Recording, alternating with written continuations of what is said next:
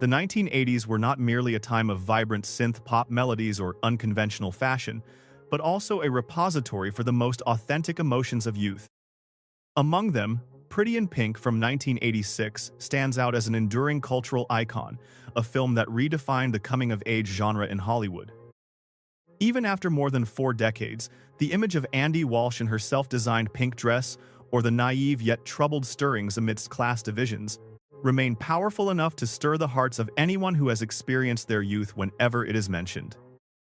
However, these include last-minute script changes, fascinating on-set accidents, and behind-the-scenes fragments that created the magic, making this work an indispensable part of a generation's memory.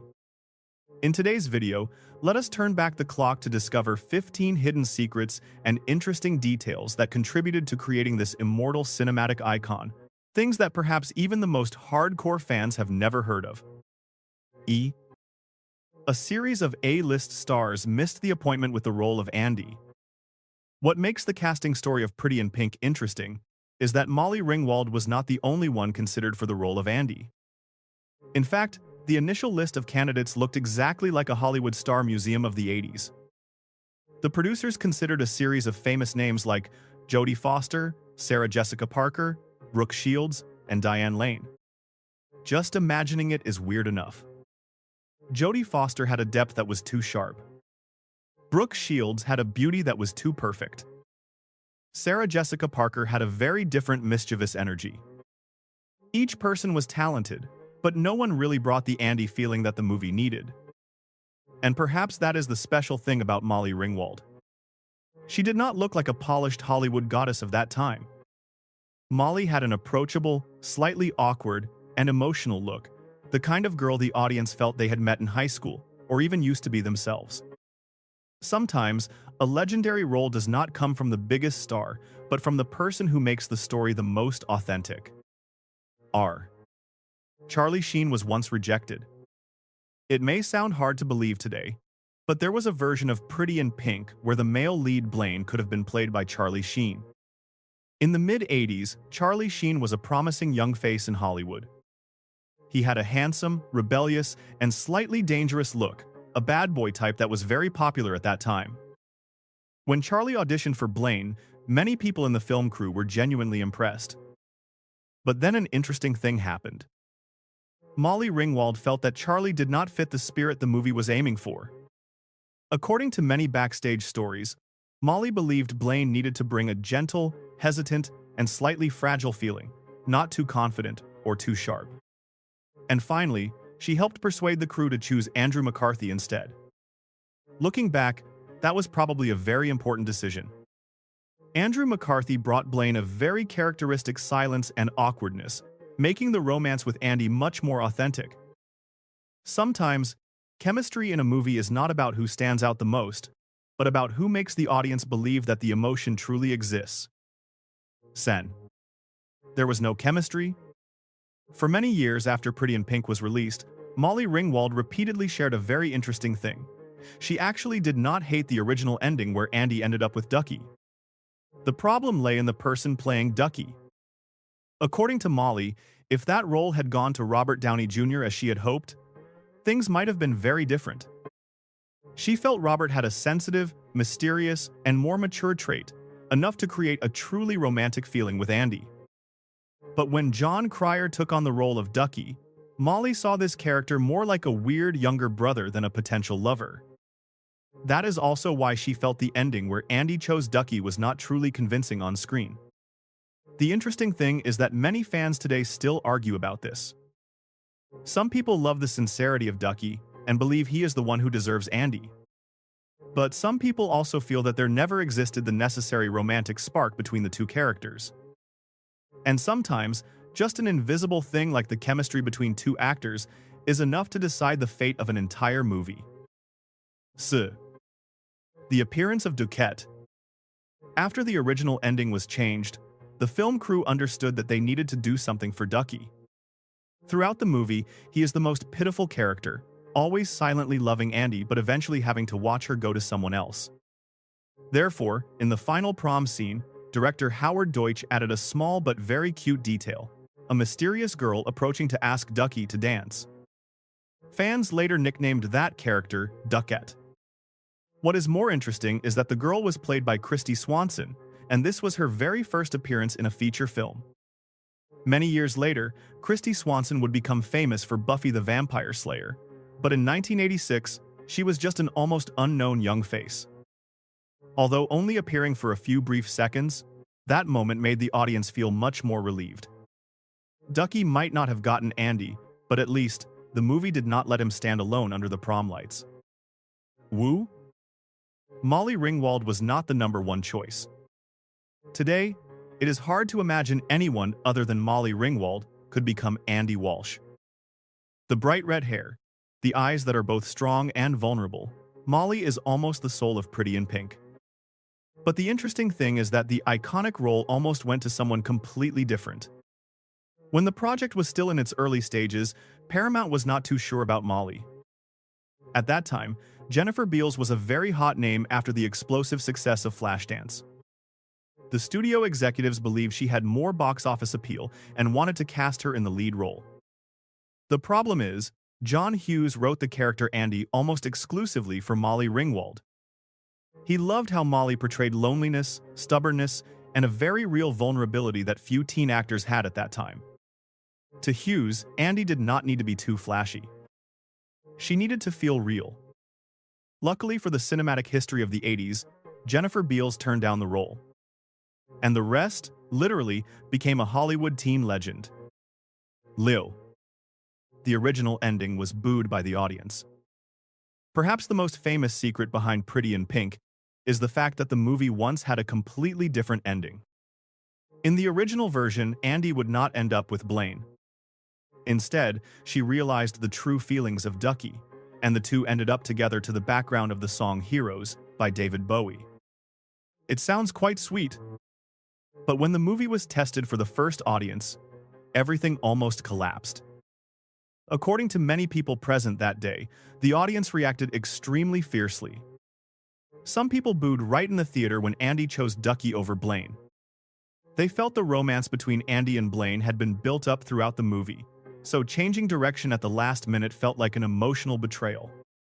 That was a rare moment when a test screening almost changed the history of the entire movie. Finally, the film crew had to reshoot the entire ending in a very short time.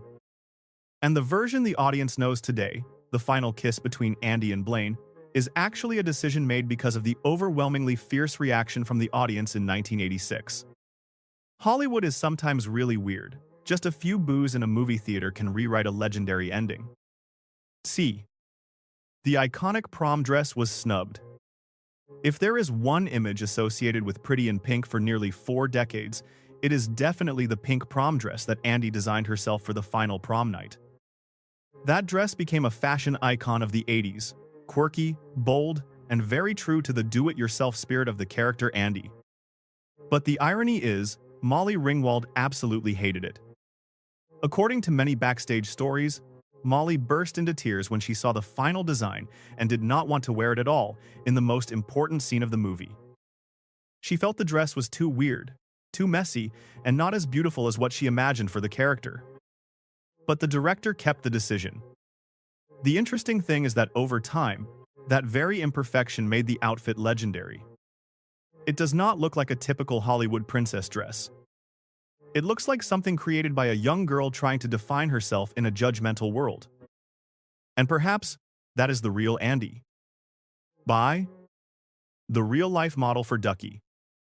For many years, many audiences always felt the relationship between Andie and Ducky had something very different from regular Hollywood couples. They were close, attached, and almost understood each other better than anyone else, but lacked a true romantic feeling. And it turns out that was entirely intentional. John Hughes built the character Ducky based on a real-life close friend of Molly Ringwald. This friend is gay and had an extremely close relationship with Molly in real life. That explains why Ducky always gave the feeling of being both a best friend and a spiritual protector for Andie rather than a traditional boyfriend. Looking back at the movie today, many fans even feel that Pretty in Pink accidentally touched upon a type of friendship rarely seen in 80s teen cinema, where two people can love each other deeply without necessarily having to become a couple. Joe. writing the script at lightning speed in 1 week. Today, it is hard to believe that a classic movie like Pretty in Pink was written in exactly 1 week. But that was the very characteristic style of John Hughes during his creative peak. After finishing 16 Candles, Hughes did not want that feeling to end too quickly. He loved the energy of teen movies, loved the way young actors brought genuine emotions that adult Hollywood often lost. And almost immediately after the previous project ended, he sat down to write Pretty in Pink in an intact emotional state. According to many backstage stories, Hughes finished the entire script in about 7 days, an almost crazy speed for Hollywood. But perhaps that very thing created the specialness of the movie. The script does not feel too calculated or too perfect. It is like a stream of emotions, written out very quickly, very real, and full of heart. That is also the reason John Hughes movies always make the audience feel like they are recalling their own youth. Sure, Anthony Michael Hall rejected the role. If you have ever watched the classic teen movies of John Hughes in the 80s, perhaps the face of Anthony Michael Hall is too familiar. He was almost the nerd king of Hollywood at that time. Smart, awkward, funny, and always carrying a very distinct feeling of being out of place. Therefore, when the role of Ducky was written, Anthony was almost too perfect a choice. John Hughes also really wanted him to participate. But the surprise is, Anthony proactively declined. The reason sounds both funny and very understandable for any young actor in Hollywood. After the success of 16 Candles and The Breakfast Club, Anthony began to fear that he would be stuck forever in the image of the weird boy with glasses. He wanted to escape that shadow before it was too late. Looking back today, that decision seems like a small turning point for both sides. Anthony Michael Hall later pursued more mature roles, while Ducky ultimately went to John Cryer, who brought a completely different energy to the character. That is also the interesting thing about old Hollywood. Sometimes a legendary role emerges from the very missed opportunities. Shri. The fear of class discrimination messages. At first glance, Pretty in Pink looks like a very light teen romance movie. But behind the vintage outfits and the melancholic synth pop tracks, the movie actually touched on a rather sensitive topic for Hollywood at that time, the class divide. Andie was a working-class girl. Blaine came from a wealthy world, where everything was flashy and full of invisible pressures. That very difference became the emotional core of the whole movie. Therefore, when the original ending where Andie did not end up with Blaine appeared, Paramount Pictures started to feel worried. Some executives feared that the audience would interpret the movie in a negative way, as if Hollywood was saying that the rich and the poor could not truly be together. That was something the studio did not want to convey, especially in movies for American youth in the mid-80s. It sounds a bit too serious for a teen movie. But back then, Hollywood was very sensitive to how the audience interpreted the social messages behind movies. And finally, that fear also contributed to making the ending of Pretty in Pink changed forever. Sure, Iron Man Robert Downey Jr. almost became Ducky. Today, when mentioning Robert Downey Jr., most audiences will immediately think of Iron Man with a confident and sarcastic demeanor. But in the mid-80s, Robert was just a skinny, eccentric young actor with a very different energy, so much so that Molly Ringwald once believed he would be perfect for the role of Ducky. According to many backstage stories, Molly tried to persuade the crew to choose Robert Downey Jr. because she felt he had a fragile and emotional trait that suited the character very well. And honestly, that is also quite easy to imagine. Young Robert had eyes that were both smart and sad, the type of person who always gave the feeling that he was hiding something behind his smile. However, director Howard Deutsch ultimately chose John Cryer. That decision initially made many people hesitant. But then, John Cryer turned Ducky into one of the most memorable supporting characters of 80s teen cinema. Funny, awkward, and making the audience feel strangely sympathetic.